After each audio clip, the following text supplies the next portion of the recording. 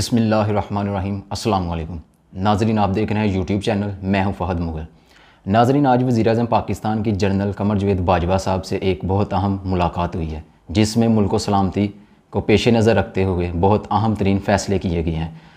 जो चंद अहम तरीन फ़ैसले किए गए हैं उनमें DGISI की तैनाती भी शामिल है। चूँकि जो पहले DGISI हैं उनको अब कोर कमांडर बना दिया गया है, तो जो DGISI हैं उनकी जगह अब नए DGISI आए हैं।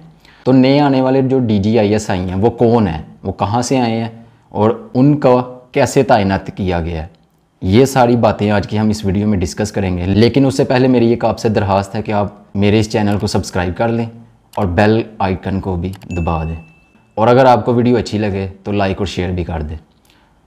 तो आज जो वज़ीर-ए-आज़म साहब की जनरल क़मर जवेद बाजवा साहब से मीटिंग हुई है, तो इस मीटिंग के दो बुनियादी अहम पहलू थे कि जो मुल्क को दरपेश मसाइल हैं उन और चैलेंजेस हैं उनसे कैसे निपटा जाए।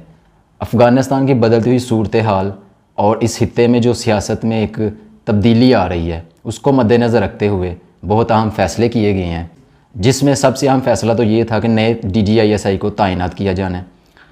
तो इस सिलसिले में जनरल क़मर जवेद बाजवा साहब ने 3 अहम नाम तजवीज़ किए, जिसमें एक अहम नाम लेफ्टिनेंट जनरल नदीम अंजम साहब का है, जिनको अब नया DGISI तैनात कर दिया गया है। तो पहले DGISI साहब को क्यों उतारा गया, जो जनरल फैज़ हमीद थे उनको अब कहाँ तैनात किया जाएगा और उनकी तैनाती की वजह क्या है, ये सारी बातें हम आज इस वीडियो में डिस्कस करेंगे। इस मीटिंग में जो दूसरा अहम फ़ैसला किया गया वो तकर्रियाँ और तबादले हैं कि पाकिस्तान के आर्मी चीफ साहब ने बहुत अहम फ़ैसले किए हैं। जो अहम फ़ैसले किए हैं उनमें नई तकर्रियाँ और तबादले भी शामिल हैं। तो जिन लोगों के तकर्रियाँ और तबादले किए गए हैं मैं आपको वो अब बता देता हूँ। सबसे पहले जो तकर्री की गई है वो तो आपको पता है कि वो नए DGISI हैं। लेफ्टिनेंट जनरल नदीम अंजम साहब, उनको DGISI तैनात कर दिया गया है। उसके बाद लेफ्टिनेंट जनरल फैज़ हमीद जो फार्मर DGISI थे उनको कोर कमांडर पेशावर तैनात कर दिया गया है। उसके बाद लेफ्टिनेंट जनरल सईद साहब को अपॉइंट कर दिया गया कराची का कोर कमांडर। उसके बाद लेफ्टिनेंट जनरल महमूद, इनको प्रेसिडेंट बना दिया गया नेशनल डिफेंस यूनिवर्सिटी का।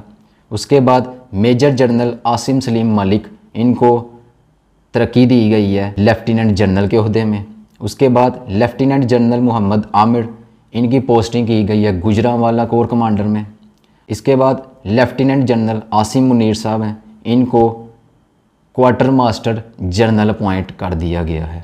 अब मैं आपको बताता हूं कि जो नए आने वाले DGISI हैं वो कौन है, उनका कहां से ताल्लुक़ है और उनको क्यों तैनात किया गया है। जैसा कि मैंने आपको पहले बता दिया कि DGISI की तैनाती वज़ीर-ए-आज़म साहब करते हैं, लेकिन जो मुशावरत की जाती है वो आर्मी चीफ साहब से की जाती है। यानी कि आर्मी चीफ साहब ने 3 नाम तजवीज़ किए थे, जिनमें एक का नाम लेफ्टिनेंट जनरल नदीम अहमद अंजम है।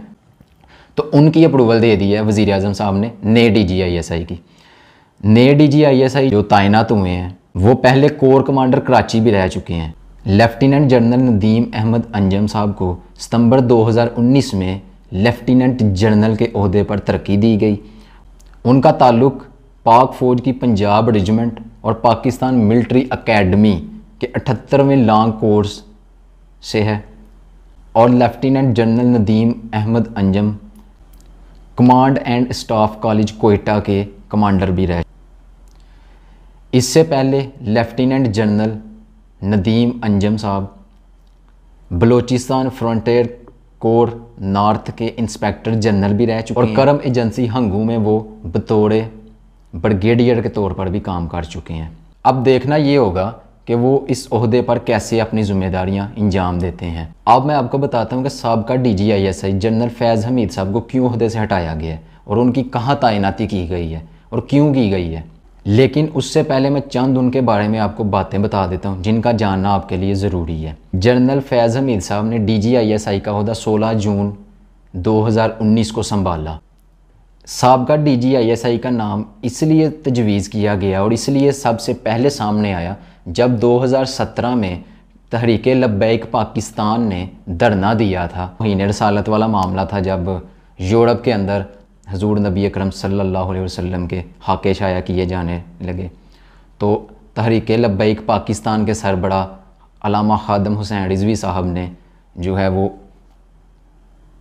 एक धरना दिया और मुल्क पाकिस्तान के अंदर एक ऐसा माहौल बन गया था जिसकी वजह से ऐसा लग रहा था कि हमारे मुल्क के हालात ख़राब हो सकते हैं।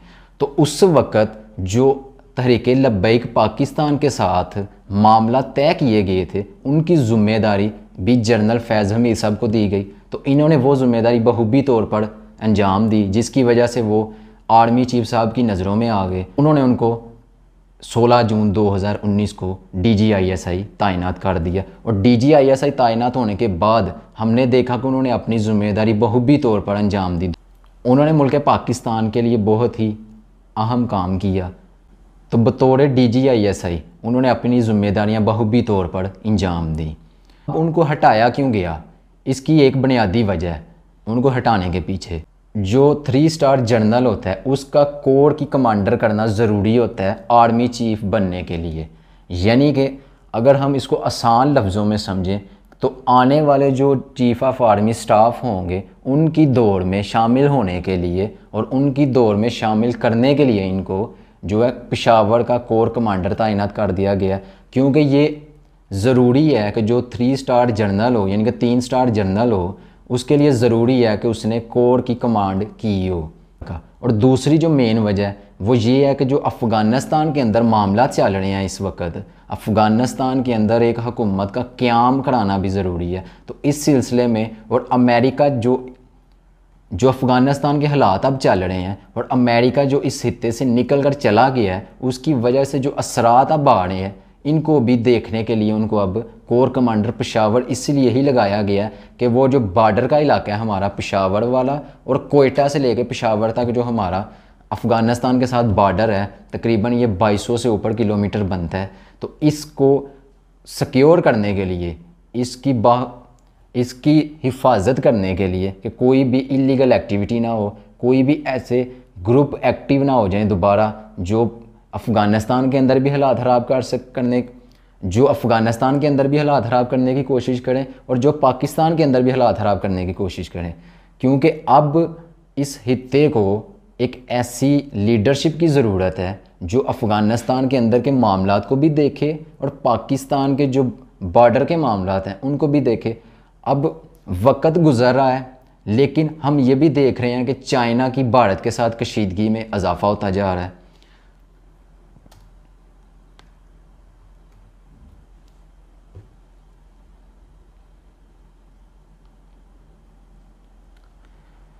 और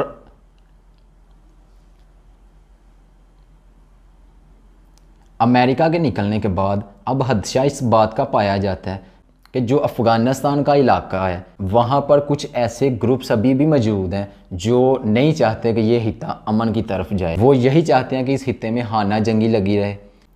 उन्होंने अपनी ज़िम्मेदारियां बखूबी अंजाम दी। फिर हमने देखा कि उन्होंने अफ़गानिस्तान का एक दौरा भी किया, उसमें बहुत अहम फ़ैसले भी किए गए। इसके बाद इंडियन मीडिया भरपूर अंदाज में उसकी खबरें चलाता रहा और इंडियन मीडिया को सख्ता तारी हो गया कि अफ़गानिस्तान के अंदर ISI मौजूद है, ISI ने अफ़गानिस्तानियों की मदद की है। भारतीय मीडिया ने बहुत बड़े बड़े प्रोपोगंडे करने शुरू कर दिए।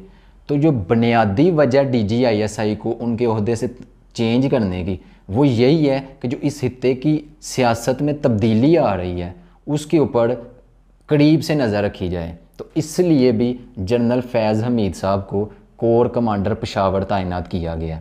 अब हमें यह भी देखना होगा कि आने वाले वक्त में इस हिस्से में और क्या क्या तब्दीलियाँ आ सकती हैं, क्योंकि एक तरफ चाइना और भारत की कशीदगी का मामला चल रहा है और दूसरी तरफ एक खबर ये भी चलाई जा रही है कि CPEC बंद कर दिया गया है। CPEC में अब चाइना इन्वेस्टमेंट नहीं करने जा रहा। तो इस सिलसिले में भी अब इस हिस्से में तब्दीलियाँ आ रही हैं। तो ये जो CPEC का मामला है इसके ऊपर मैं एक और वीडियो बनाऊंगा जिसके अंदर मैं इस मामले को डिटेल के साथ आपको बताऊंगा कि CPEC क्यों रुक गया था और CPEC की अब मौजूदा सूरत हाल क्या है और चाइना ने ये खबर क्यों चलाई कि चाइनीज़ कंपनी या पाकिस्तान के अंदर इन्वेस्टमेंट नहीं करना चाहती। इसके पीछे क्या वजूहात थी ये मैं आपको अब अगली वीडियो में बताऊंगा। आज के लिए बस इतना ही। आपसे मुलाकात होगी अगली वीडियो में। अल्लाह हाफिज़।